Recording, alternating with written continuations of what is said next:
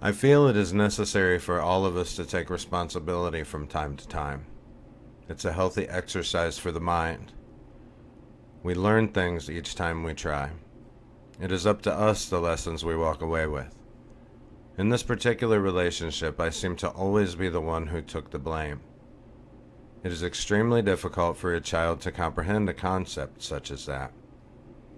I thought this was the way life went. I adjusted my behavior to compensate for said errors.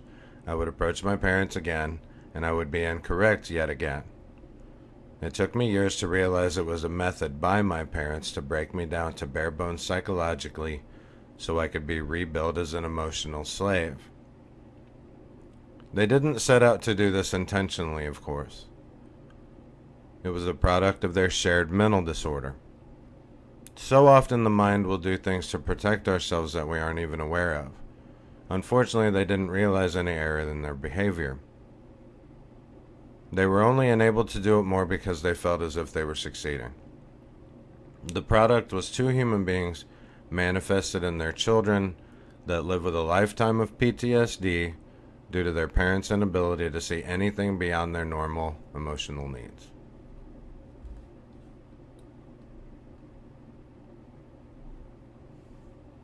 The fact of the matter is that it's too late for a relationship. I've spent many years working on this with no success. I'm mentally tired. I've made my decision. I was under the impression that one day I would move out and have my own life, but alas, I go through drama created by my parents almost constantly. The older they get, the worse it gets. It has become increasingly clear that they have always been mentally ill. I've watched them sabotage my sister's life, dealt with them sabotaging mine. I watched them try to hurt each other all the time.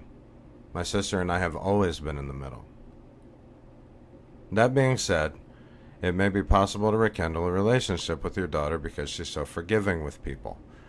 I know that about her, so I try to honor her as much as I can in order to preserve our relationship. In turn, she reciprocates that behavior. That equals a healthy relationship. I literally have no idea where we learned how to do that. I just know it didn't come from either of our parents. No, we are not cramped up each other's posteriors all the time, skipping through life holding hands and smiling because it's all so wonderful. We talk occasionally, visit occasionally, and we both know we have each other's backs if it's needed, though it doesn't happen very often. Only when appropriate and logical. Occasionally we mess up, all very normal. So strange acting normally. We grew up in a circus performance of a household. What we are is a kind of respectful ear for each other's issues, finally a true brother and sister. My parents will never again come between us because we have made that strong bond on our own without negativity from them. It's not done out of spite. I know this is what they are thinking.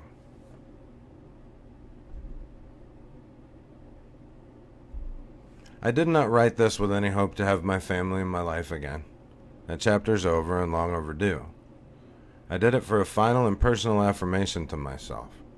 I went through the necessary steps. Extreme anger, followed by depression, obsessive thought, all the way down to rock bottom where I could finally start to rebuild again. I continue to do that. I'm not sure it will ever fully go away. I eventually forgave them both and decided to move on with my life. I learned forgiveness does not require me subjecting myself to their company ever again. That is not the way it all works, contrary to popular belief. I will never trade the feelings that I have now for a life of drama and turmoil that they both bring to the table. I'm a good father and husband, with a wife and son who appreciate me fully, and most importantly, will never have to go through life feeling the same way I have.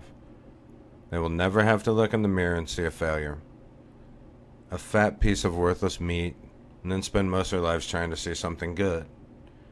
They both fostered those feelings in me, though my father's actual working on it to achieve a goal, and through my mother's inaction, coupled with her devious emotional behavior.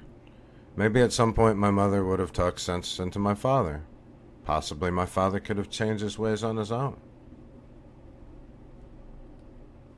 I could have forgiven all that and never brought it up again if they'd only took responsibility for these actions and, most importantly, not continued them. They treated me, my wife, and my son like we meant nothing to them, and they're going to have to come to grips with that. I imagine that one day they will soften up and ask themselves where they went wrong. They will then be ready to make amends and act the way that they should, but that moment will come far too late for me. As I sit here and edit this many years later, my father's dead, my mother found a new human to possess, and nothing has changed at all.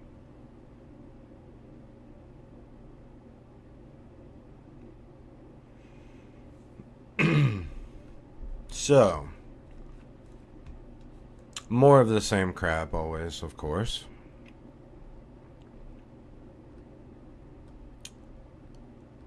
All very general. What I really get into here is I was speaking with my sister yesterday at length about a lot of these things, and the PTSD, the constant,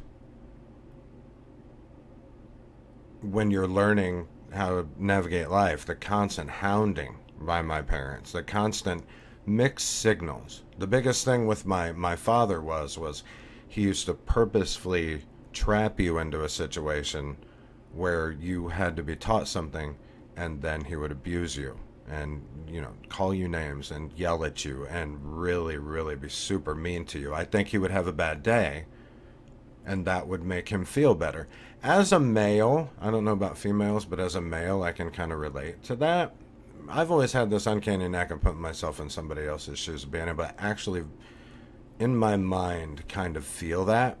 And I can imagine what that feels like because I can tie it to different emotions. It's like I know where it comes from. Let's say that. Power, control and abuse. I know where these things come from.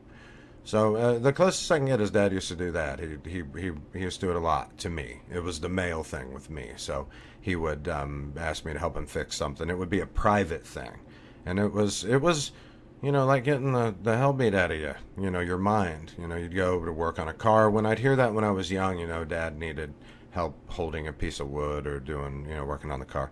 It was just it would send me into a terrible psychosis. And then I'd go deal with it as a child. So a child shouldn't be going through this. And when I was, it created this PTSD to where it just, I'm 48 and it's gone. Don't get me wrong, but it will always be there. It just takes a long time.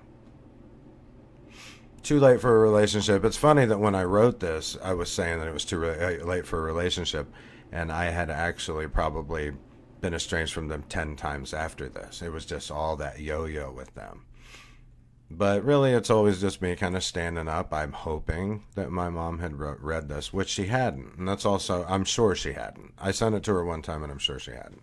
But now, because my mother does things the way that they are, and she sets up things so perfectly for herself, that now, that things are a certain way, there's no power. And I am taking this and forcing her to read this. I'm forcing it upon the world. I'm showing it to the world. So she just, even if she doesn't read it, she cannot hide from it now. And that's part of it. It can't be a big part of it. I have to use it for healing.